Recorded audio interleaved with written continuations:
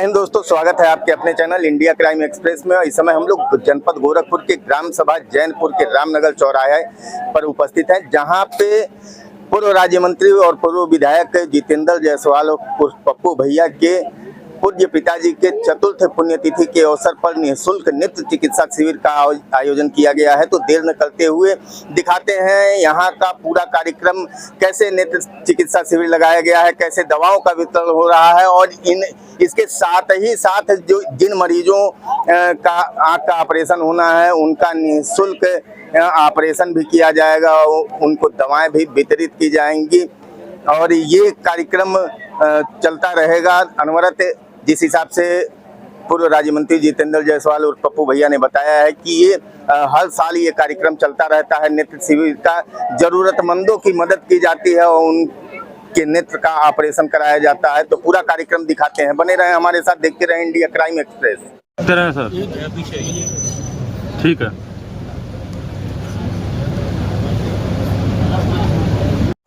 श्री गणेश जी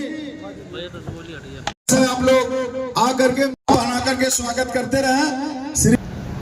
श्री गणेश यादव बजहा जी, श्री चंद्रशेखर उर्फ लोहा, श्री रविंद्र निषाद जी, श्री संजय यादव जी, श्री रामचंद्र जी। साथियों, कह करके मैं अपने नौजवानों को, जो हमारे सामने नौजवान खड़े हैं, खास करके चरगावा की धरती से खड़े हैं, मैं आपका आह्वान करता हूं कि हो गई पर्वत से पीर, हो गई पर्वत से पीर, अब पिघलनी चाहिए, इस हिमालय से कोई गंगा निकलनी चाहिए। आग तेरे सीने में नहीं, मेरे सीने में सही, लेकिन जुल्म के सामने आग। आपके पूज्य पिताजी की चतुर्थ पुण्यतिथि के अवसर पर जो नेत्रदान शिविर का आयोजन किया गया है, निःशुल्क चिकित्सा शिविर का आयोजन किया है, उसके बारे में हमारे दर्शकों को जानकारी। देखिए, चतुर्थ तिथि पर जैसे प्रथम से ही शुरू हो गया था, हर साल कैंप लगाते हैं और इस बार भी कैंप का आयोजन किया गया। 25 तारीख को उनका पूर्ण तिथि थी, लेकिन उस दिन कार्यक्रम इतने ज़्यादा हो जाते हैं कि इसको टाल के हम लोग 27 तारीख को इसलिए कैंप रखे कि सभी लोग आराम से हम लोग उनकी सेवा कर सके, जो भी यहाँ पर आए हुए हैं उनकी दवा दिया जा सके, आँख का सही तरह से जांच हो सके और गरीबों को लाभ मिल सके। क्योंकि पिताजी का एक ही सपना था कि जब वो लायंस क्लब में थे तो एक बार लायंस क्लब में वो देवरिया गए हुए थे और वहाँ पर कैंप लगा हुआ था। लायंस क्लब के उस समय में लोग केवल ऑपरेशन करा के छोड़ देते थे मरीजों को, वो भूखे तड़पते रहते थे। तो आए हमसे कहें कि पप्पू क्यों नहीं आई कैंप लगाया जाए और सभी लोगों को खाना मुफ्त और सब कुछ मुफ्त करके उनका ऑपरेशन कराया जाए।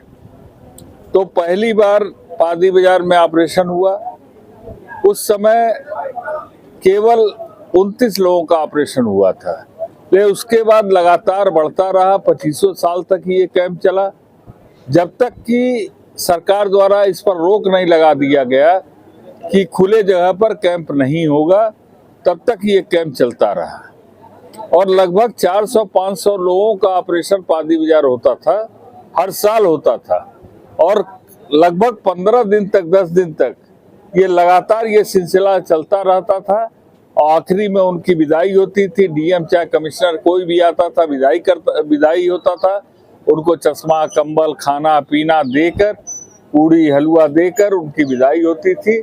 इस तरह से कार्यक्रम की ये शुरुआत हुई और आज तक ये निरंतर चलता आ रहा है। अब बात करते हैं 2027 के आने वाले विधानसभा चुनाव के लिए। पिपराइच की जनता आपको गरीबों का मसीहा कहती है और 2027 के चुनाव के बारे में हमारे दर्शकों को जानकारी दें कि क्या चुनाव की आपकी रणनीति रहेगी, चुनाव लड़ना है कि नहीं लड़ना है, क्या उसकी पूरी जानकारी दें हमारे दर्शकों। देखिए, जो गरीबों की सेवा करेगा उसी को जनता गरीबों का मसीहा कहेगी। मैं तो ये मानता हूँ कि चाहे कोई नेता हुआ, चाहे कोई हुआ, अगर गरीबी खत्म करना है तो गरीबों के साथ जुड़ना पड़ेगा।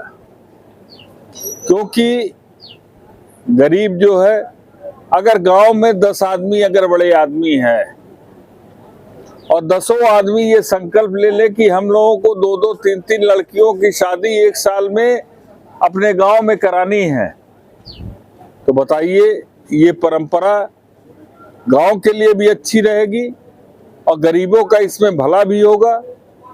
और नेता आजकल, जहां तक ये देखा गया कि अधिकांश नेता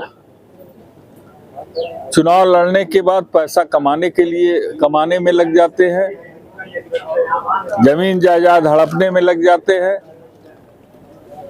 लेकिन अगर उनको बिजनेस करना है तो वो नेतागिरी क्यों करे? अगर जिस समाज से, चाहे जिन लोगों के बल पर वो आज विधायक हैं, अगर उनकी सेवा नहीं कर सकते तो उनको राजनीति नहीं करना चाहिए। अगर बिजनेस करना है तो वो जाके बिजनेस करें। 2027 का चुनाव यानी लड़ना तय है आपका? 2027 का चुनाव मेरा लड़ना तय है। लड़ना तय है तो जीतना भी तय है। ये तो जनता जानेगी, हम क्या जानेंगे। यहाँ नंबर निकाले फोन जाएगा।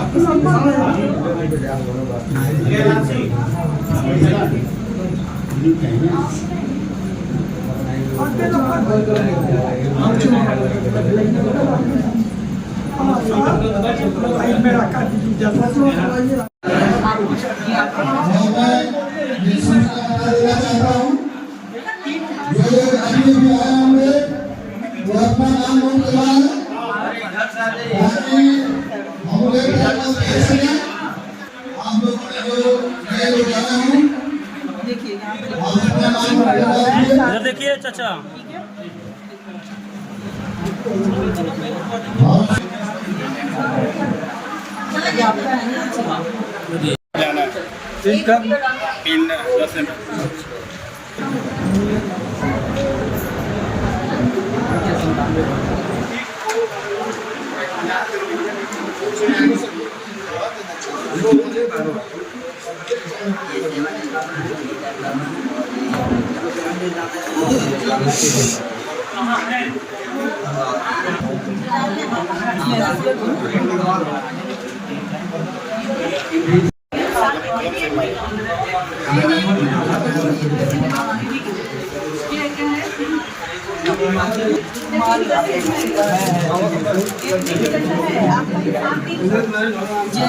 आपका नाम है, ये 15 दिन तक आपको 3 बार डालना है।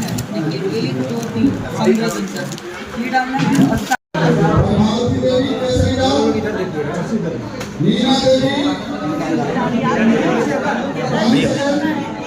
एक मिनट पीछे कहाँ ये आ जाएंगे ना, थोड़ा सा और आगे हो जाएगा भैया, थोड़ा सा और आगे इधर से।